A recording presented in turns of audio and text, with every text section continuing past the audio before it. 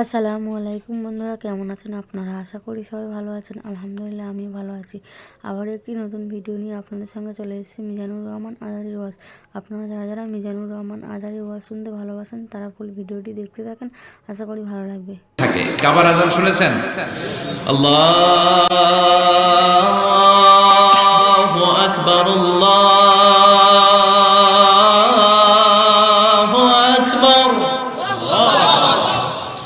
আল্লাহু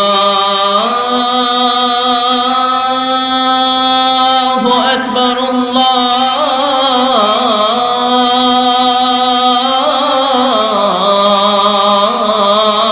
আকবার। কি সুরেলা আজান, কাবার আজান। আজান হতে দেরি যদি 20-30 তলা হোটেলের কোনো ছাদ থেকে আপনি খেয়াল করেন, দেখবেন মৌমাছির মতো ডানে বায়ে সামনে পেছনে চারিদিক থেকে সারে আল হিজরা দিয়ে, সারে আজিয়াদ রোড দিয়ে, গাজ্জা দিয়ে, জারওয়াল দিয়ে, মেসফালা দিয়ে, ইব্রাহিম খালিলি দিয়ে মানুষগুলো কাবার দিকে ঢুকতে শুরু করেছে, ঠিক কিনা?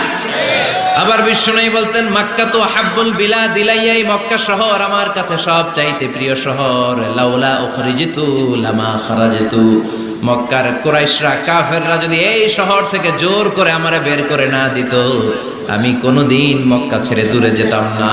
সুবহানাল্লাহ। বিশ্বনবীর জন্মস্থান এই শহর, যেখানে বিশ্বনবী জন্মেছেন ওইখানে আছে মাকতাবা, লাইব্রেরি। কি আছে? হজ ওমরা যারা করেছেন তারা দেখবেন ওখানে গেলেই ফ্রিতে বই দেয়। কি দেয়? বিশ্বনবীর জন্মস্থানে গেলে যেই ভাষার হন, বাঙালি গেলে বাংলায়, ইংরেজ গেলে ইংরেজিতে, পাকিস্তানিরা গেলে হিন্দিতে, সবাইকে ফ্রিতে বই দেয়া হয়। তার মানে বিশ্বনবীর জন্মস্থানে গেলেই বই পাওয়া যায়, ঠিক কিনা? বিশ্বনবীর জন্মস্থানের ঠিক পাশেই আবু জাহেলের জন্মস্থান।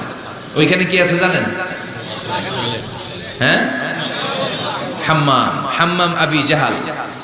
বাঙালি হাজিদের বুক ভরা ঘৃণা তার জন্য। বাঙালি হাজিরা বলে, আবু জাহিল্লার টয়লেট কই, যাইয়া সব ভরাই দিয়া শোয়। জেদ্দাতে নেমেই খুঁজতে আরম্ভ করে আবু জাহিল্লার টয়লেট কই। সবাই বলে, এই না জেদ্দায় আসলেন, মক্কা তো 80 কিলো দূরে, আপনি যাবেন, ওমরা করবেন, বিশ্রাম নেবেন হোটেলে, এরপরে জিয়ারা যখন করায় তখন ওখানে নেয়, কিন্তু নাইম্মা একে আবু জাহিল্লার টয়লেট কই। কি ক্ষোভ তার প্রতি, না? কি ক্ষোভ আর ঘৃণা।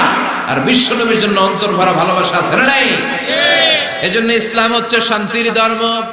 জঙ্গিপনা যারা করে, সন্ত্রাসবাদের কথা যারা সমাজে উস্কে দেয়, তাদের জন্য ইসলামে কোনো শান্তি নাই। আবু জাহেল ছিল সন্ত্রাসদের লিডার, ঠিক কি না?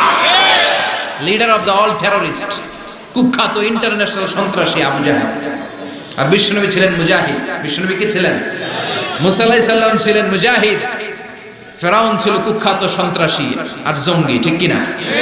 সাইয়েদনা ইব্রাহিম ছিলেন মুজাহিদ আর নমরুদ ছিল জঙ্গি, ঠিক কিনা? যারা ইসলামের পক্ষে কথা বলে তারা মুজাহিদ, আর যারা ভিডিওটি ভালো লাগলে একটি লাইক, কমেন্ট ও শেয়ার করে পাশে থাকবেন বন্ধুরা।